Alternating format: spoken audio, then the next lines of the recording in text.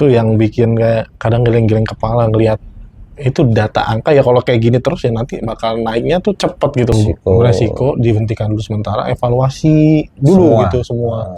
dari Sabang sampai Merauke. Dari akar kepala-kepala BGN-nya gitu kan, yang emang jadi pusatnya itu juga kok minim yang emang punya keahlian di sana, kompetensi lah gitu.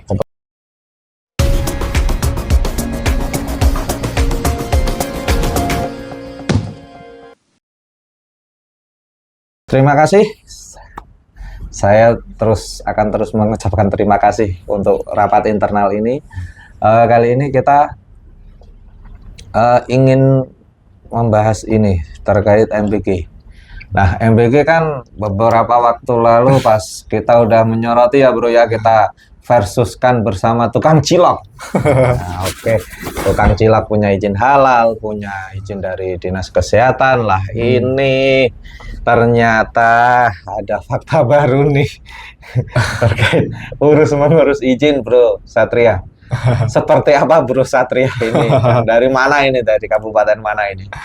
Aduh, ya dari ini. Aduh, nggak habis-habis ini MBG. Iya, MBG nggak habis-habis. Memang nggak habis-habis ya. Aduh, ya kita kembali lagi ke ini nih, ke Kabupaten Blora. Kabupaten Blora asal usul di mana ada poin-poin meresahkan itu terjadi ya. Iya, Karena pertama itu kan di Kabupaten Blora itu kan yang muncul lah poin di mana kalau ada keracunan dirahasiakan, kemudian apa kalau ada guru menghilangin alat makan itu ya, omprengnya disuruh denda gitu kan. Nah ini ada fakta-fakta baru lah di MBG di Blora. Seperti apa bro? Nah, jadi sebelumnya itu ditemukan gitu banyak SPPG, dapur SPPG di Kabupaten Blora. Ternyata belum bersertifikat gitu. Bersertifikat apa ya? SLHS. Sertifikat Like Hygiene Sanitasi. Apalagi itu kok baru. Itu jadi mungkin aku yang bodoh ya, baru dengar aku. Jadi SLHS ini sebenarnya kalau di dalam sertifikasi pengolahan makanan gitu ya. Kita baca ya biar nggak salah. Jadi SLHS adalah sebuah sertifikat yang dikeluarkan oleh pemerintah daerah sebagai bukti bahwa suatu tempat pengelolaan pangan atau TPP, restoran, catering, depot atau fasilitas umum lainnya telah memenuhi standar kebersihan dan sanitasi gitu. Jadi sertifikat ini emang penting untuk menjamin ketahanan pangan dan kesehatan masyarakat dengan mencegah resiko pencemaran lingkungan dan penyakit yang ditimbulkan oleh makanan dan minuman yang diproduksi. Iya, ini nyambung sama kita yang kemarin. Iya, fish cilok itu ya. Iya. MBG fish cilok.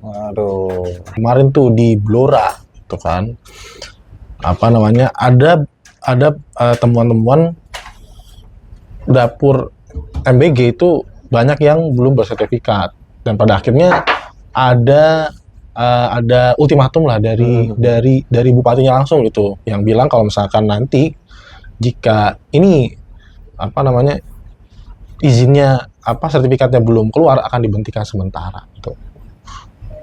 Berarti high risk juga ya untuk usaha MBG. Iya, high risk Pak. Nah, kemarin soalnya saya juga ketemu salah satu teman chef. Itu dia kan dimintai tolong untuk jadi untuk cari ini stok barang lah, stok barang pangan untuk bahan MBG. Itu saya juga bilang kalau kamu emang ingin dimintai tolong ya dimintain tolong, misal untuk resep atau tenaga ahlinya aja. Karena kan dia chef dan punya sertifikasi, banyak sertifikasi termasuk gizi juga. Nah, ini terus yang ada temuan nggak bahwa yang masak di MBG itu, yang di SPPG itu nggak tukang masak beneran? Nah itu belum ada laporan lebih lanjut terkait ke sana. Cuman yang jadi apa namanya ada concern lainnya gitu soal MBG itu, akhirnya yang jadi tester itu diwacanakan tuh guru. Bentar. Kalau kemarin saya pernah dengar langsung dari pengakuan seorang guru itu, guru emang jadi tester itu sudah berlaku di Kabupaten Pati, lebih tepatnya di Kecamatan Jakenan. Jadi sebelum mobil pengantar itu makanan keluar mendistribusikan itu makanannya, yang nyobain itu guru dulu. Jadi nanti misal kok ada racun tikusnya atau apa yang mati ya gurunya dulu. Nah, itu kan jadi sebuah dilema ya, maksudnya masa tugas guru jadi banyak, bukannya itu kan bukan tugas guru harusnya Pak, bener gak? Tugas siapa itu yang nyicipin? Ya harusnya ahli gizi dong, kan ada ahli gizinya. Terus gini, terkait kemarin kasus keracunan kan, sebenarnya banyak nih, seperti Pak Mahfud kemarin kan juga cucunya katanya kena keracunan juga. Nah, tapi kan katanya beliau juga ini program bagus. Nah, yang menurut saya agak janggal nih, banyak kok orang yang bilang ini program bagus. Oke, bagus. Kalau kita lihat dari data kemarin itu kan ada kalau nggak salah 4 miliar makanan ya, makanan bergizi untuk masyarakat, dan yang keracunan itu hanya sepersekian persen. 0,0017%. Nah, itu seperti apa bro tanggapanmu sebagai masyarakat umum? Ya agak sedih sih kalau dari dengar pernyataannya presidennya mungkin ya. Yang ya mungkin pemerintah benar soal angka, kayak misalkan bicara soal angka ya dari sekian banyak cuma 0, berapa persen, tapi kan itu kan nyawa gitu loh, nyawa manusia. Oke. Nah, padahal ketika nanti ada padahal dulu ketika ada produk yang terdapat alergi atau keracunan atau apa itu dulu emang kan pabriknya harus ditutup malah ya. Harus ditutup.